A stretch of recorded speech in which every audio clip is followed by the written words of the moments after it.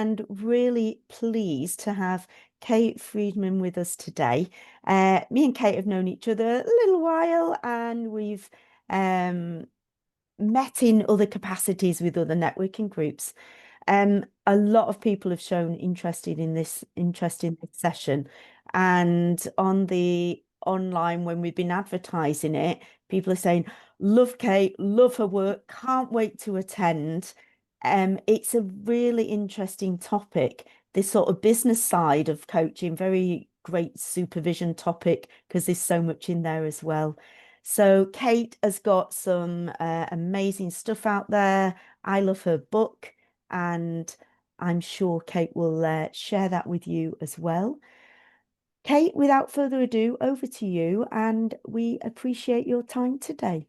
Oh, thank you, Claire. It's a brilliant thing to stop and help people with their businesses. So I'm really honoured to be here, and I think there's a lot to do. So there's a lot to share. There's a lot of movement in the coaching profession and therefore the coaching business. So I'm hoping to take you on a bit of a journey today, not only with the fundamentals of building a coaching business for those that haven't started, but much more importantly, to give some insights into what's going on now that we need to pay attention to in our coaching business, which I'm definitely going to be coming from a UK perspective at times, but actually the lens that I'm hoping to offer you today is to think around your business, your circumstances, your market, how far into business you are, whether you're a seasoned professional in business or you're just starting. So hopefully today somebody will take something from the lens of offering my insights into how I feel the coaching business world is right now.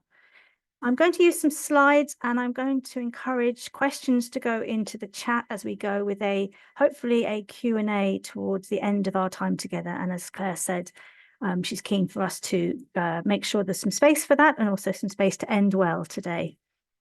So here we go. For those that don't know me, my name is Kate Freedman. As I say, I call myself the coaching solopreneur, and that's been the trademark brand of my work because I feel very, very passionate about the coaching profession. I've been coaching for over 15 years, and the first 8 of those I was an internal coach at Unilever PLC, one of the first internal coaches to sit in those shoes. And now, whilst we're training coaching in so many modalities, I know what it felt like to be within an organization and using coaching as a leadership skill. I then transitioned, and I'm in my 8th year of business. So I wanted to put a book together that described that journey, the exit from a corporate world into an independent solopreneur world as a professional coach. In my coaching, just to give you a sense of what I do, I'm a leadership coach primarily, and I'm ICF and EMCC accredited so that I can do a range of coaching type contracts. Most of my work is leadership coaching, and I do some team coaching as well because I really enjoy getting under the organizational skin. As well as that, I do mental coaching, coach training, and I'm a supervisor. So Claire's absolutely spot on. The reason this is a supervision topic today is I wrote the book because I was a supervisor, listening to the questions that people brought to me and noticing that the supervision question was often more linked to a need for a business mentoring stance. There was a confidence dip in their coaching, but as a result, maybe of their business not being set up in a way that would make it sustainable to keep coaching in. So often there was a link to wonderful coaching and a dip in confidence because there was something missing in their setup when they became independent. And in their setup, there is quite a lot to do. So this is going to feel a little bit overwhelming if you're at the start of the journey, because there's quite a lot to do to keep your business going in a healthy way. And those things that you are now thinking around today, I'm hoping you will take away an action plan for wherever you are in business, whether that's some startup ideas or whether that's some weatherproofing. And you'll see what I mean by weatherproofing in a minute of your business.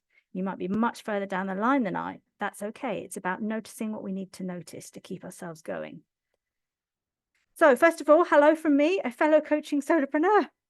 Yeah, I'm in it. We're in it. We're learning all the time. We're learning about what we need to do to stay coaching currency, to be good in our profession, but we're also learning how to stay fluid and current and agile as running a business. And this is why I feel passionate about sharing the lessons.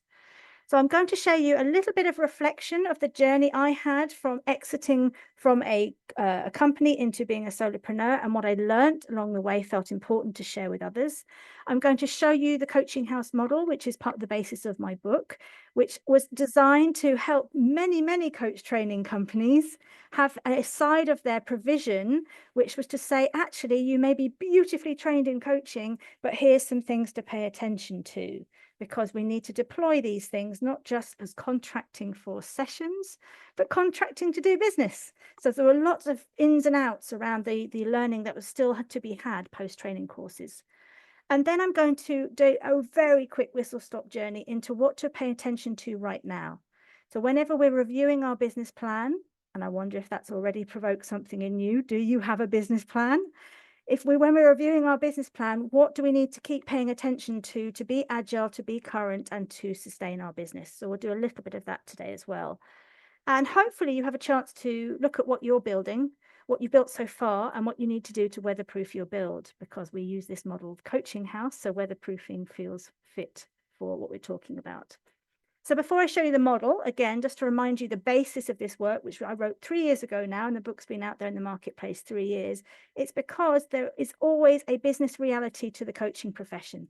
Right now, when you ask ChatGPT what's the market growth, they will tell you it's 14.9% market growth out there. Isn't that incredible? How many markets are growing at 14.9%? The coaching profession is very, very buoyant out there. But if you dig underneath some of that detail, it has been a very tough year. Lots of that growth is platform growth. What I mean by platforms is big providers of coaching to the corporates. So there's a lot of growth there. And I realistically work for some of those platforms. I do a lot of associate work as well as private client work. And you can see how the corporates are finding that easier. So notice that there is still a lot of growth out there, but the growth is in a different shape as it was a year ago and well, it was a year before that. And now we've come out of a very tough year, particularly for the UK market, and some of the global markets affected by things like geopolitics and HR policy and some of the other things that are going on. That means investment in people is tougher than it was a year before. So we'll be thinking around these things. So it is still a tough year, but it's better than it was last year. So therefore, what is it that you need to pay attention to from where you're sitting in your marketplace? What are you noticing? What are the growth rates in your marketplace? And I want to be able to therefore take some of the market research from today and some of the market research I encourage you to do and think around, it's all out there for the taking. That is a big number of growth. So how am I going to take my share of that market growth? What gets in the way of most of us going out there and selling ourselves and marketing our coaching business are some very common fears of what gets in the way. And I wonder if there's one on this list that appeals to you right now, or you notice in you. What we hear in coming into supervision, and it has always been the case, is a curse of comparison, looking to what other coaches are doing. I even recognize some names here today. What you're doing, what you're putting out there into the world makes us fear that we haven't got enough. We fear that we haven't got enough under our toolkits to be out there in business. And often that's not true. If you're a qualified coach, you've already got enough. You've got the qualification, which makes you unique and able to coach. But there's a lot of curse of comparison going on around there about other coaches that may have more or look like they're doing it better, or they've got a better brand than I have, whatever it is. Notice if that's getting in your way for building your business. Notice that there's also a fear of owning a business. For those of you who've never done that, you've always been a corporate person, or maybe not a corporate person, you've worked in completely different sectors. There is something around having a business that will still make me think, or make you think around, what are my skill gaps here? So I want you to notice that most of the skills in running this business are coaching skills. And we'll show you a bit more about that later on. So a lot is transferable from your qualification, but doing them slightly differently to run your business. Then we have the flip side. A number of you will come in and say, well, I've been in business. It's really, really easy. I've run businesses all my life, or I've been very senior in a business, or I've run this function in a business. Doesn't mean we know how to do everything that's now going to be required of you. So notice there are still a lot of things to build for and to do and get out of your head and onto paper that maybe someone else did for you in the past, including raising an invoice. Maybe someone did that payment part for you. Now you've got to learn how to do it for yourself. And then there's something around not knowing what's needed. So 3 years ago, the reason I fundamentally put all my learning together is there was no resource to say what a coaching business needed. There was nothing there that said, pay attention to all these things, because if you do all of these things, it may seem like a lot, but actually you're going to be further along the line than most people entering into the same sector as you. So hopefully I can share with you today what's needed. And we know we're brilliant at coaching the imposter voice in others, but often we're not recognizing the imposter voice in ourselves right now, in not just building a business, but maintaining that business. So maybe there has been a bit of feast and famine across the last year. Maybe our imposter voice has been louder at different points. So noticing that these are common things that help people or don't help people, they get in their way of building their business in a sustainable way. But actually, hopefully, this flip side is let's pay attention to them, but let's also pay attention to what's needed here. And the good news is don't be a lonely coaching solopreneur. The word solo is definitely in our profession for many of us. Many of us don't have partners and associates that we work with every day. So this is a chance to just spend a bit of time with each other on this topic and hopefully find someone in the room that you can connect to that might be helpful in building your business, that might be helpful in giving that imposter voice a little bit of room to breathe, that might be helpful in because you've got more experience in one skill than maybe another. So my mission is to support all of us, however we are entering into this profession, because as coaches, we like to help coaches. And it's my purpose to help more coaches not feel that they're failing in their coaching. They are very rarely failing in their coaching. They are more likely to be failing in driving the business side of their coaching or not doing something that they have ignored and not paid attention to. So that's my mission. And fundamentally, here's some business fundamentals that I want to instill in everybody. And as I say, some of you will be further down the line with these. But fundamentally, when you start a coaching business, it's very easy to get well, it's not very easy to get clients, but it's very easy to get practice clients. And then with those practice clients, we fall in love with this business.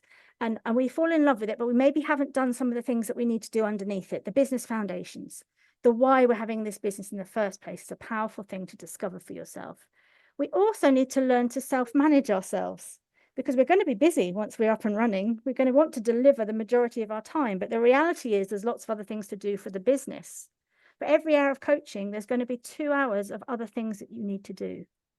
Let that point land with your time management skill there. There will always be other things to do surrounding every hour of coaching. And the hour of coaching is what's going to pay you and your business.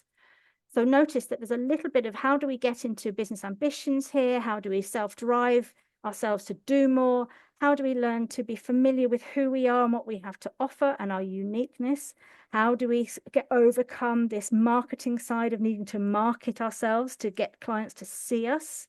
And how do we learn to also learn from others who may be ahead of us, but not fear them, but actually learn from maybe where are they gaining work from? Where's that work? Where's that marketplace? What's the market research out there? And learn from these others, most importantly, to look after ourselves along the way. Because this business can be full on and it's ever changing. And I would love you to think around in this model, there's always something to do to make sure that you are at your best to do your best coaching. So with that, I put some of these things into my book, and I very much think we can work as a community. The coaching profession likes to help each other, and therefore a lot of the insights were out there to share. And a lot of the things I do now, I love to feel that there's a connection to not only all of us that are out there together. We are not in competition as much as you might believe. There's plenty of work out there, and we need to think around how do we keep ourselves agile to just talk about where the work is, why the work might not be a different shape, talk about what's happening in the marketplace in terms of what topics we're using in our coaching or what we're attracting our consumer to as their maybe the things that they need to hear us talk about. So that's why I do this work, and I encourage you that if you need more help beyond today, then the book is out there for purchase in terms of getting a little bit deeper into what I'm about to explain. Okay. This is the coaching house model. It is so simple, it scares me how simple it is and how far it's traveled, because actually it was just putting pen to paper and go, there are so much of different points to pay attention to. How do I put it across that everything is connected and everything is connected to who you are and why you want this business in the first place? So just to quickly whiz around the model, it won't be able to do it justice. There's an audit in the book that brings these things alive in 50 things that need doing as part of this model. But let's just do a whistle-stop tour of what's there if you are new to having a coaching business. What's there is a very strong foundation. that everyone really needs to work through, which once you're qualified, you've already got enough to go out there and coach. But you need to think around your individual purpose for being out there and being active as the business owner of that coaching practice. And you need to think around your pros and cons, or your strengths or development areas of your solopreneur skills. And the things that you may be worrying about, you might be better at than you think, or can find a resource that can make that become easier for you over time.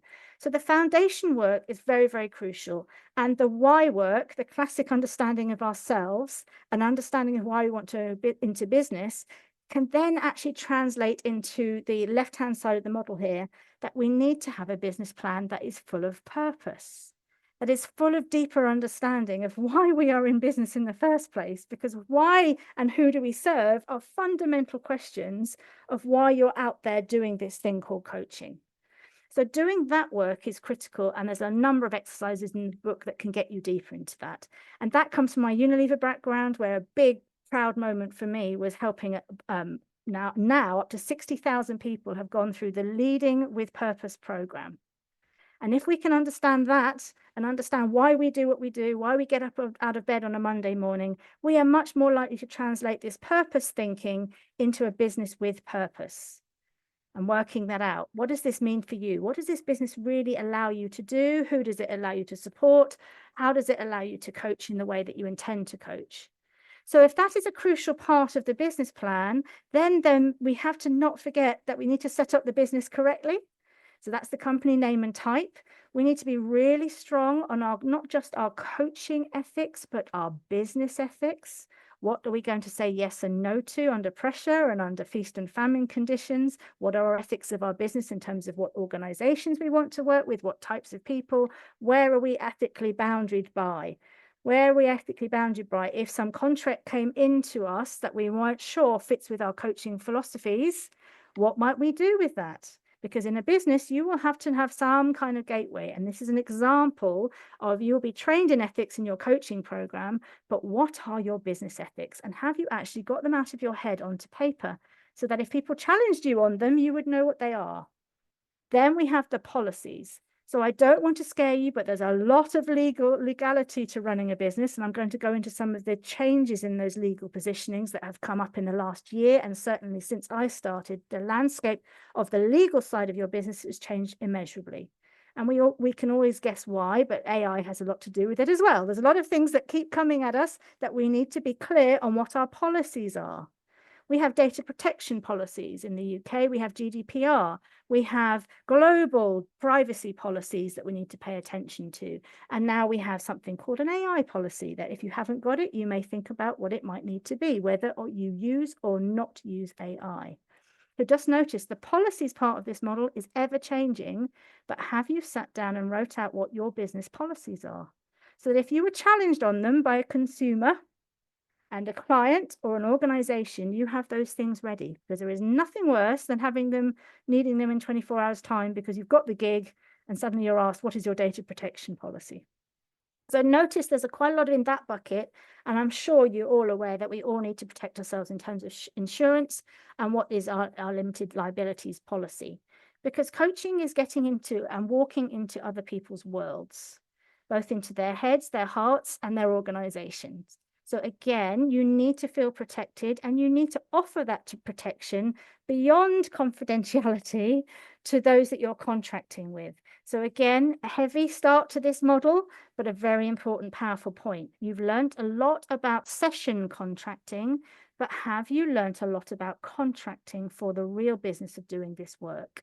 So notice that will come up again in a moment. So if we're now thinking around the structure of our house, it is your house, it's not mine. I'm not trying to create cookie cutter coaches, and I'm not trying to create cookie cutter businesses. What I'm trying to do is instill in everybody that you do the groundwork well, then you're going to move into furnishing the rooms in the middle very, very well. That's going to also come uniquely from you, and people will find you and find your business credibility as well as your coaching credibility. So I'm not going to go into a lot of detail in terms of the depth of this model, but notice we have sales and marketing, operations and finance as the rooms of this house. They all have tasks to do as setup tasks, and they all have maintenance tasks. So we need to think around the relationship between your sales strategy? Have you actually sat down and worked out what your product is or your service is? Because most of us are in the product or service business. Coaching is supplying something to another person or an organization or a team. So therefore, in that supply, have we worked out where we want to place our bets for the next part of our business plan? Have we placed our bets into an annual plan? When we do a sales room really, really well, and we know how to contract for that work, and we know how to communicate the offer that we're coaching around, then we are going to find the marketing room a lot easier to deploy. Now, I'm from a sales and marketing background, so a lot of people will argue, shouldn't it be marketing first? Should it then be sales? I don't mind which comes first, but I know that they're intrinsically linked, that we need to work out our sales strategy before we then deploy a concrete, well-positioned, well-communicated marketing strategy. So those of you who are in those backgrounds, you'll know this well. So there are two things that need doing is working these rooms out. And some of the bits underneath are just doing the legwork before you put yourself out into the world. And over time, they may change. And over time, you might notice you're being requested or referred more into one part of your sales strategy than another. But actually having a little bit of foresight into where you would like to be and knowing that there's a marketplace for it, knowing that your type of coaching is in demand, knowing that your topics, if you are niching down, are in demand, or know that the world still needs generalist coaches. I'm a generalist coach. I'm happy to coach in anything, right? I'm happy to take on any topic and any client agenda, but knowing that what I'm communicating may not always be what the market is buying. So the sales and marketing strategy is very much underpinned by strong market research into what you plan to be doing and being clear if there is a need out there and we're not just inventing something that we like to do that isn't going to be possible to drive the number that you need to drive. So clearly underpinning that, we need to put our finger in the air, some forecasting around our finance.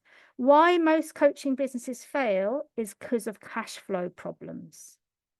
And again, it's not the coaching, it's the cash flow. Because we need to ensure that we have a plan that is well backed, because we have some costs to this business. It's a high margin business, but we have some costs and they're annual costs.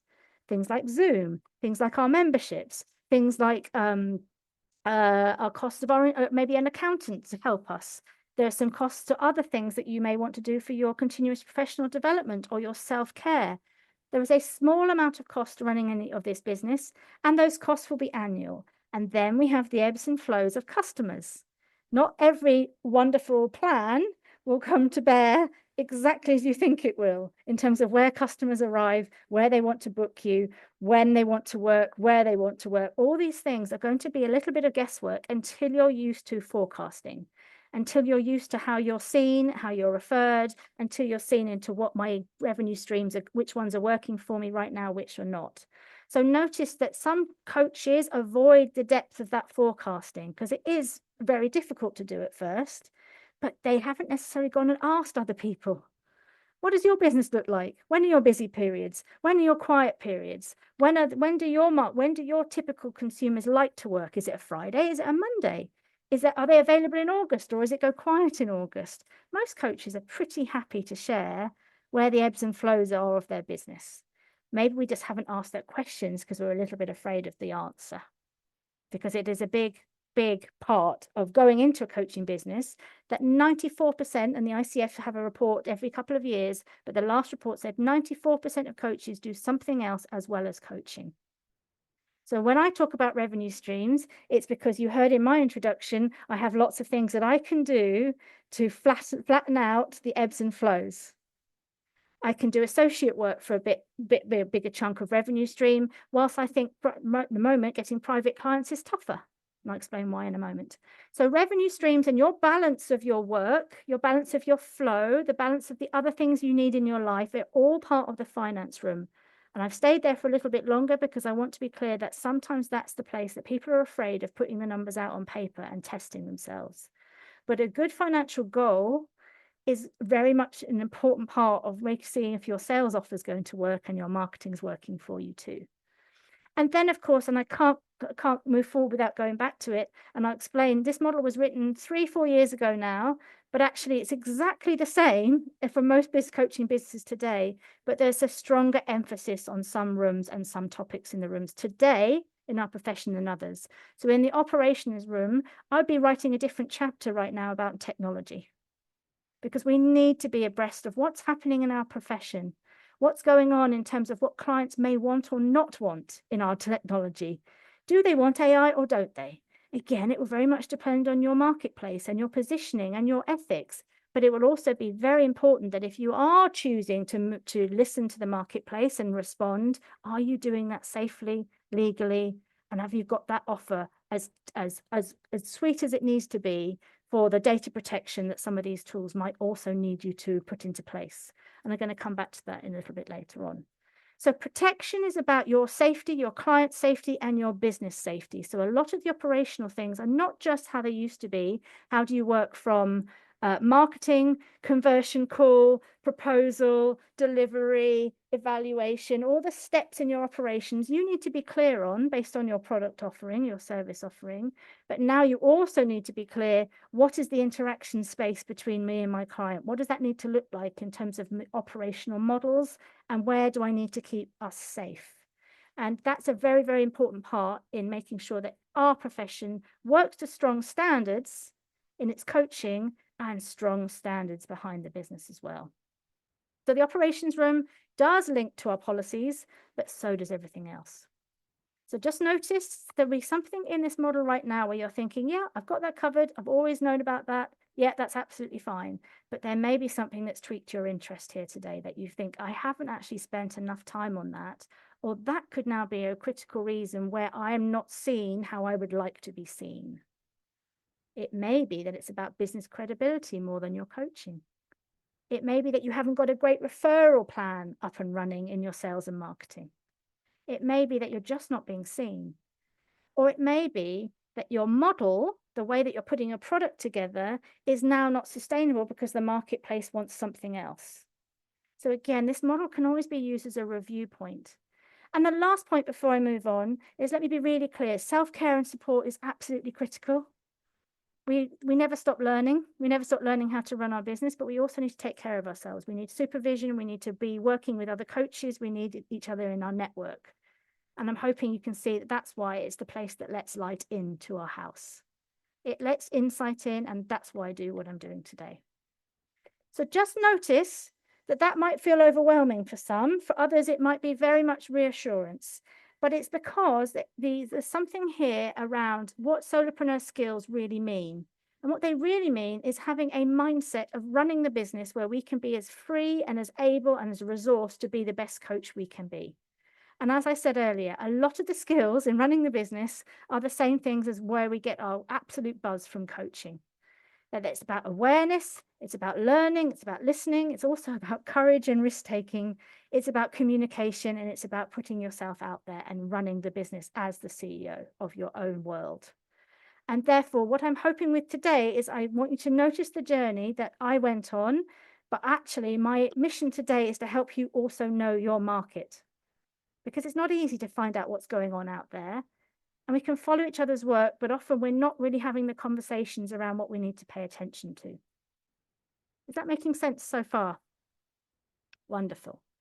So what I'm going to encourage you to do before we move forward into the second half of today, and I'm going to give some insights, I would just like to offer a quick 5-minute breakout, if we can, Claire. I would like you to go into a pair and share what has hit home for you, what resonates. What are you liking in the model? You're going, yes, I've got this. Where are you feeling a bit stuck and going, oh, I need to know more about this? And what do you need to do to move forward? So what question do you need to put into chat when you come out of this breakout that's going to help you move forward before I lay on the current insights? So we're just going to have 5 minutes in pairs. I just want you to explore the thoughts and feelings that have come up for you so far. And the rooms are open. Thank you.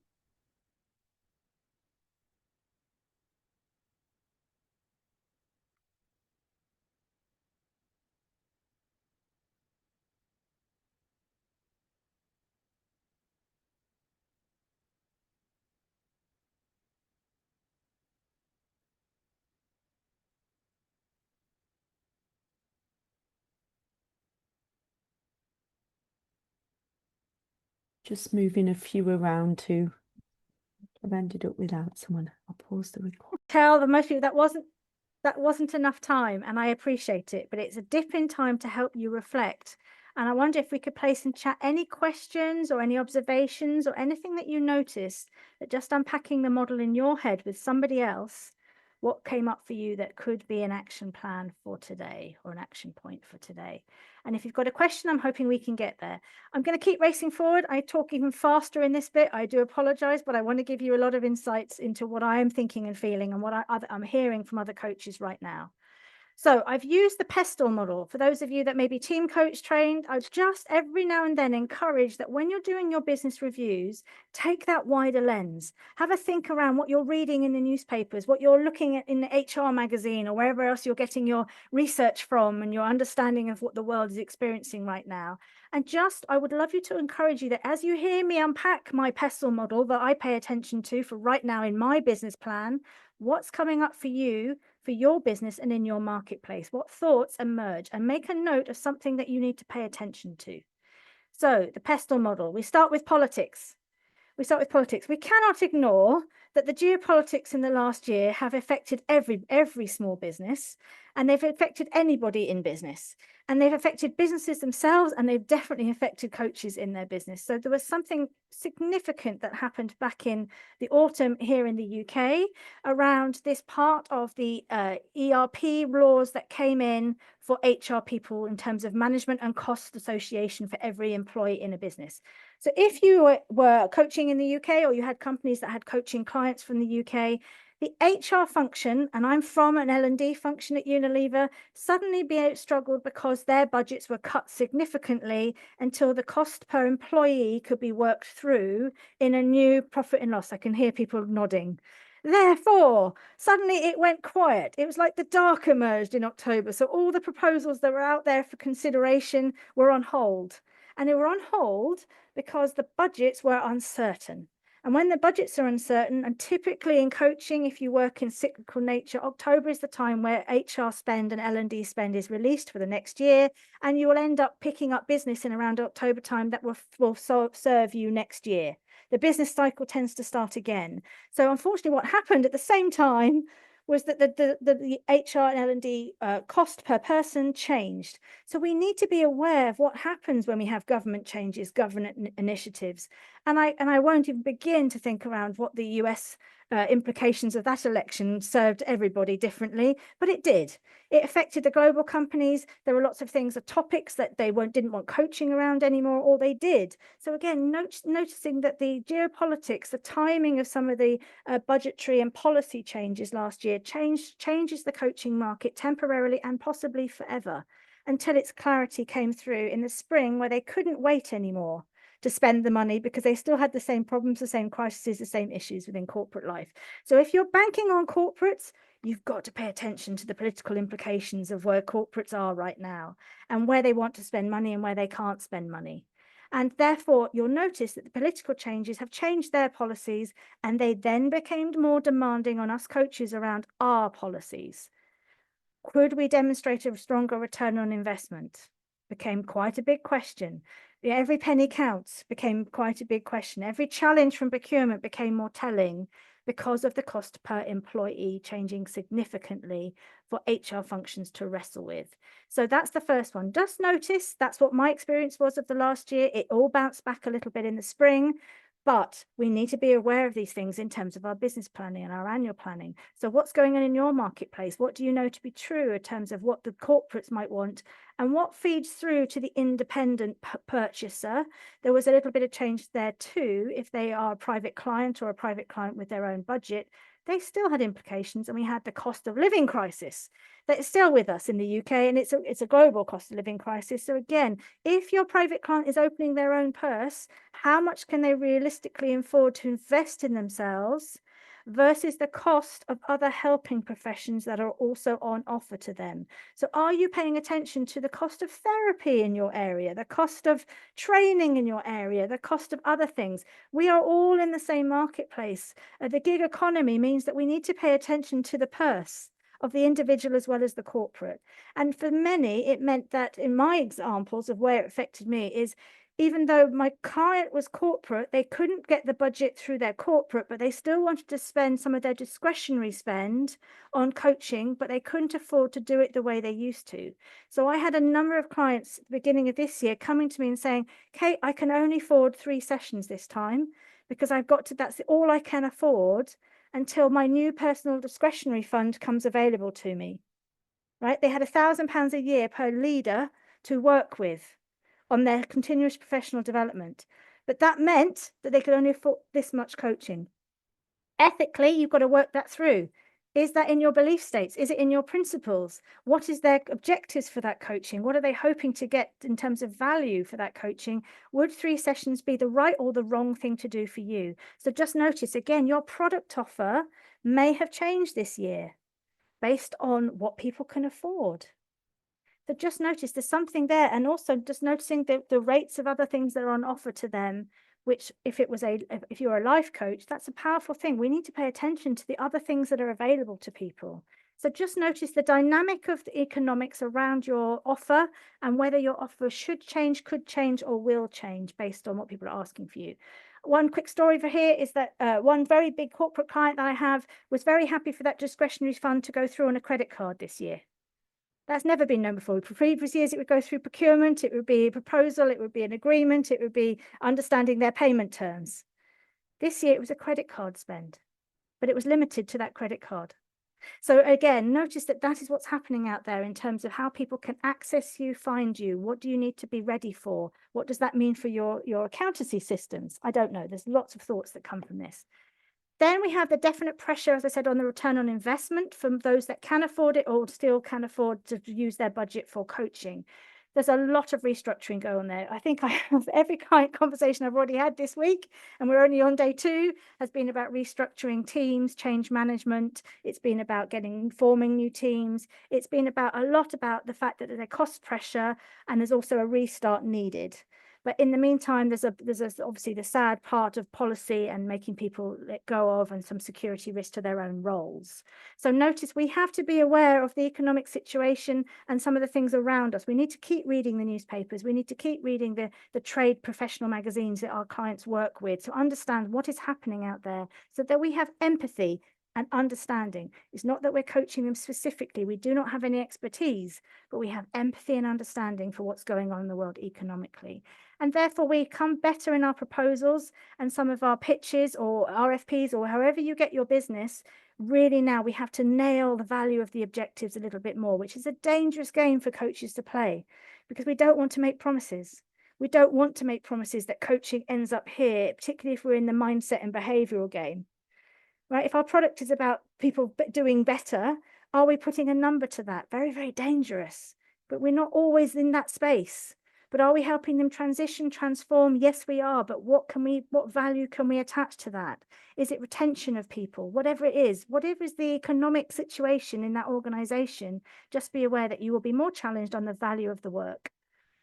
Societal, I'll keep going at pace. This is about you're noticing a shift back to face-to-face coaching, a small shift, a hybrid shift, I would say. There's an element of people loving virtual coaching still, and I'm 100% virtual. It suits who I am as a working parent, but I've noticed the request to come and meet at least once. I've noticed that request coming in, that they want a deeper connection as part of the proposal, that they could meet me at least once before investing in me for a period of time where they're happy to move back to virtual, because that means that they are comfortable in the space that we've created. So I think this need for connection has deepened. It's a post-COVID reaction, but it's definitely got worse as the way that the world is and the anxiety that the world is creating. There's a deeper need for connection. Networking, a bit like today, people are still seeking opportunities where they might do things as a team. They might do things in joining group coaching because they want to come to group supervision. In my world, there's been a higher demand for that than ever before, because about this solo piece and this sort of getting away from the screen, being with other people, even if it's still on the screen, there is something there in that dynamic. How does your offer cater to this need for people to be with people? And then this is a difficult topic, particularly with a training company as wonderful as Claire's, but there is something here that the boundaries are being tested between what people want to talk about and what we are trained to be able to talk about and cover in our coaching. So notice we've moved on from well-being being a big need to actually some sensitivity to trauma, some sensitivity for a generation that wants to tell us more about their past than ever before. So a sensitivity to use of language that might trigger us in our coaching that we might not feel prepared to deal with. So again, boundary exploration is definitely something that's not affecting just our coaching practice, but is affecting our business. What are you ethically prepared to do or not do? Where are your yes and no answers when you'll be contracted for something where you know that trauma is going to be discussed more openly?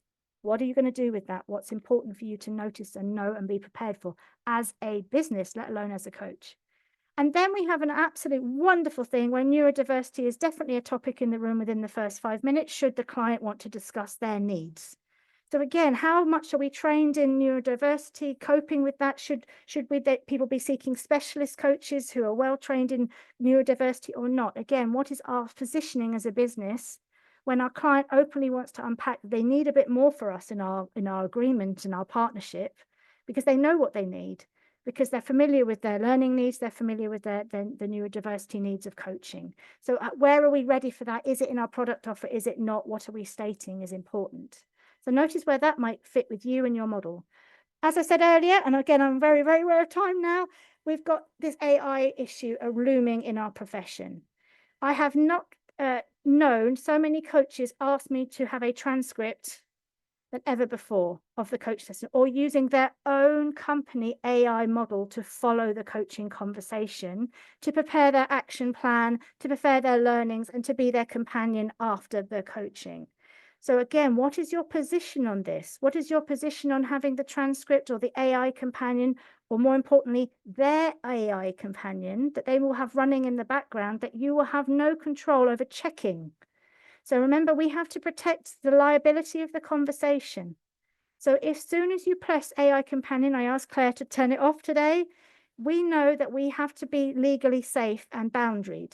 Have they signed an AI waiver that protects you as the coach from that transcript's inaccuracy of the situation? Because there's still an 80-20 rule for lots of these tools. They're brilliant. They can do brilliant things. They can enhance our coaching brilliantly, and I've done a lot of experience with it. They can be very, very useful to the client. But now that the client's requesting them, if we don't have the opportunity to check the transcript, what have we signed up to really could be quite a dangerous game, particularly if you're working with corporates. It is not your AI tool, it's theirs. So how on earth can you protect the data privacy if you haven't got a policy in place to limit your liability? So just notice, legally, there's a lot of brilliant advice out there, but we've got to be on it. Then there's a lot of, again, platform use. A lot of coaches are choosing to have a platform to coach through, to put their marketing out there through, to be clear on who they are and what they can do, and allowing people to access their own platform. So therefore, what are your legalities in doing that if you're having software that is in between you and your client? What does that mean for your policies? What does it mean you've now got a third party in the room if you're buying into one of those programs? Absolutely nothing wrong with them if you want to scale up your business and make some of those 3 to 1 hours more efficient. But be really clear legally, are you safe? Is that the right technology for your client type? Will they feel safe? Will they feel the confidence in your business? Just do the due diligence. And the same with licenses. There is a lot more requests out there for assessment as being part of coaching. It's been a big part of my coaching as leadership coaching. So again, how do we notice the confidence and the data protection and the policies of a third party that we might be bringing into the coaching relationship? It's all part of the same stuff. And why I say if I could write a new chapter, it would be around technology, experiments with technology, and how we need to be ready for a future where we are being requested of for use of different technology, because that's now in the client's interest to be more savvy using it. So are we ready? Are we ready to be more savvy? We moved to Zoom pretty quickly, didn't we, through COVID, from face-to-face to Zoom.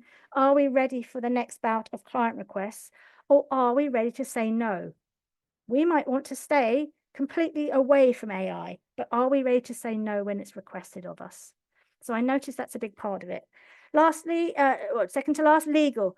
Privacy law in the EU has changed significantly over the last 6 months. If you haven't understood it and you haven't understood just beyond the AI use into general privacy law, please pay attention to it. There have been 3 laws that have changed affecting businesses in the last 2 months. One is through America with the Federal Trade Commission. They're now starting to talk about differences in subscription models and other models. If that's part of your business, do you know the change in the law? Because now people, the right to cancel, to come off your website, to come off your mailing list is more difficult to manage than ever before. So are you up to date? Accessibility law. If you are using worksheets or emails, or you're sharing content in any way, that could be part of your model. Are you making it accessible enough? That's been a change in the EU law and the UK law in the last 2 months. There's always something new to learn. So are you legally safe? Are you keeping up to speed, not just as a coach, but as a business owner with law? And if you need some experts out there, they are brilliant. They're worth every penny. So are you just following the newsletters around the law changes? That might be enough for you. Are you having your corporate identity being really clear that you're credible and up to date? We talked about insurance, but we've just talked about how difficult insurance is to get in the places you may be from. It's also incredibly difficult if you're working directly with America right now. It will increase your premium. Be very clear. The insurance policy that you might have bought 5 years ago may not be suitable for the business you're running today as a global, high technologically connected virtual delivery. Are you doing the right thing? And also, lastly, legal, did you know you had to offer a refund? Absolutely. Every coaching contract needs to have a refund policy if you're operating from a UK business perspective. I don't know what the law will be in all of your markets, but it's something that blew my mind when I found that out. How was that going to be worded so that I didn't have to offer a refund if a complaint was putting in? Is very, very nuanced. Look it up, find out, make your business as competitive as it can be by being on top of the legal insights. Last thing, again, very quickly, and I'm very aware of time, I'm sorry, Claire, but there's something there around making sure you understand the context of all the conversations that are coming in towards you. We do not need to be an expert in our clients' world, absolutely not, but we need to understand their positioning on topics if you're passionate about them, or they come in as topics that you don't feel ready to understand and empathize with. So what is going on in terms of the topics that are being brought from clients to your coaching business? Notice that often it's by following other people in terms of their testimonials. What was the topic that they've just dealt with really well? Is that like to come into me? And right now for me, it's the time pressure of my clients. Should I be offering just-in-time coaching? There's a debate, but there's certainly a bigger request for it than ever before. That they don't want me once a month and once a month only. They want me when they need me. What am I going to do about that in the business? So these are the places in the model that I think there's more to do. I wonder what's come up for you today. I wonder where your questions are. Have a look at my audit if you still feel the need to go back to go forward, but maybe you've got a question right now that has surprised you that you didn't think you need to know more about. I would love us to take a couple of questions, and I will also have a quick look at the chat and then Claire and where you need to go. Is there a couple of key questions, Claire, that I can help with? So we've not really had any in the chat, so people can type in there or come off mute. I hope this is okay, Kate. If Sure. anyone wants to write a question, we don't get to it, we could get you to work that out and I can make sure everyone gets that as Please, well. absolutely. Put into chat something that you're now thinking, gosh, I need to learn more about. And if not, you can email me after the session as well. Amazing. Let's do that then. So Any just notice questions? any questions, anything that's sitting with you right now that's beginning to make you feel that you need to review your coaching house. Accessibility law, I'm diving into that and seeing what that's all about because I didn't know about that. Thank Yeah, you. no problem. Anyone else? Stunned silence. So In which case, much. yeah, in which case, I'll say thank you very much for the opportunity to be here. I know Claire needs to get away, but if you would like to know more, do check out my book. There's some free resources for those that are very new to this profession. And always come and follow me on LinkedIn. I'll be delighted to answer your questions there too. Thank you. That was absolutely fascinating, absolutely jam-packed with such gems. Really appreciate your time. Thank you everyone for coming. Keep an eye on the homepage of the website below the bios for the rest of the community cafes. We have one a month complimentary and look forward to seeing you all soon. Kate, big hug. Thank you for your time. Pleasure. Bye bye, everyone.